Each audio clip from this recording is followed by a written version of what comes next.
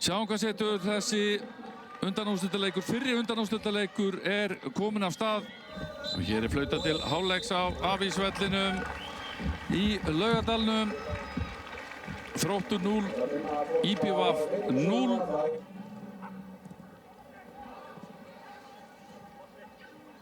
Og þeir eru búin að vinna boltan aftur.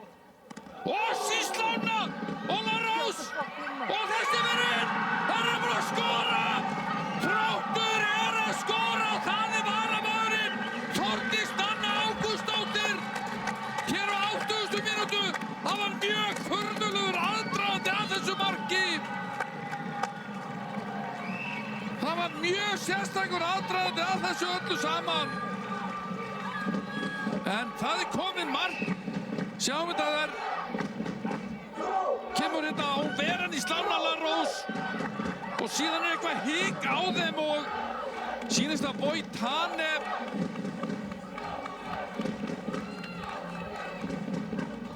Hvort að Voitane sparki í Þórdísi og í boltinn fer af henni. Hún ætlar að einhvers konar að hreinsa eða eitthvað en Þórdís Nanna Ágústsdóttir sem hefur verið að koma að bekknum í sumar og skora. Hún að gefa Þrótturum hér forystu á 80. mínútu. Þróttur komin í úrslitaleik Mjólkurbikarsins.